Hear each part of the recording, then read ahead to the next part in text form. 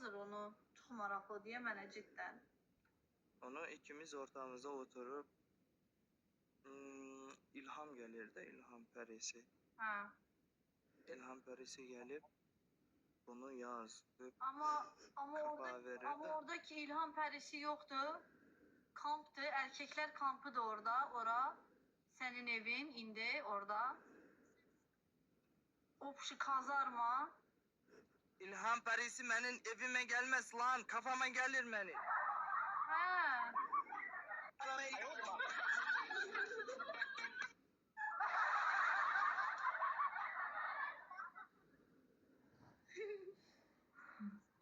Ama doğruyu söyləyirəm də.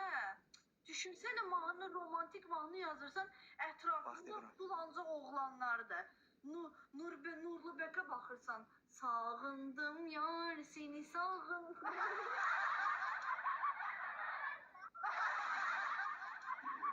Yani Nurlu Bek'e bakırsan elə, sağa bakırsan, Joha oturup orada çay içir. Nasıl mahnı yazacağım ben orada? Doğru demirəm uşaqlar.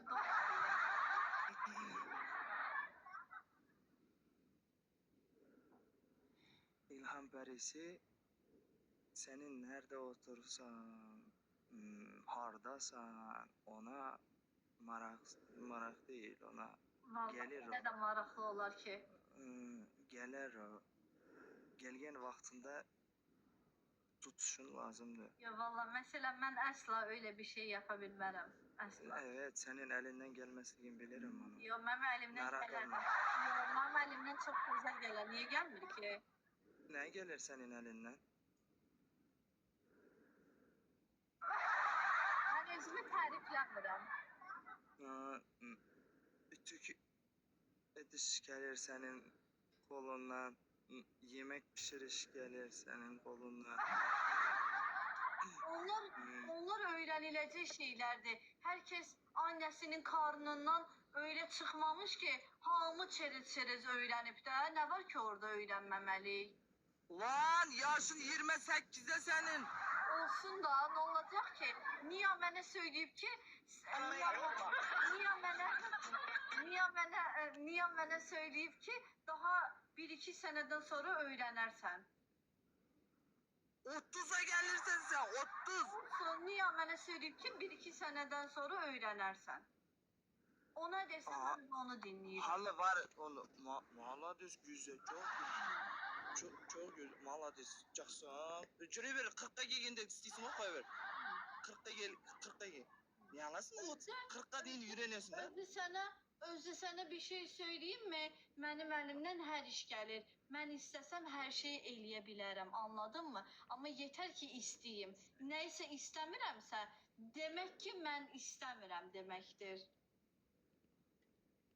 Ha ötkende onda ne yapıp ütük basıp benim dedin onda. Al. Lan ütülemedim mi lan? Ne güzel ütüledim ha. Ne diye şey ütüledim? Ütük deyip boğandan keyin ne istedin? Ütük deyip boğandan keyin. Nasıl yani? Ütük deyip bolgandan keyin şalvarda 2 saat salfetkimen sırttık ko. Yine ben ne yapabilirim? Ütünün orasında su varsa ben onun suyu doldurdum fakat duman çıktı da dumanın altından da su bırakırmış şalvarın üstü. Ben ne yiyebilirim? Benim ellerimde marifet var. Ben istesem ederim. Vallahi ben bir güzel yemekler pişiririm. Ben 1 sene önce dinle bak vallahi. Da Ha bir yıl aldın pekarniyi da istegesin bak pekarniyi da. Bir yıl önce yayında yemek pişirmiştim. 1 sene önce çok güzel pişirmiştim Bufette? o yemeği. Bufet dediğim ha. Efirde. Küye bat çıktan desi.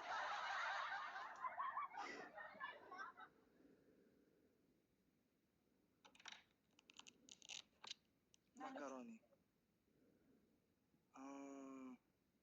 Rolton demdegesin var rolton. Yok ben ne pişirmiştim?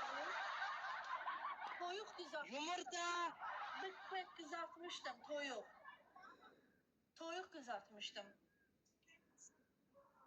Ama benim ellerimin tadı var.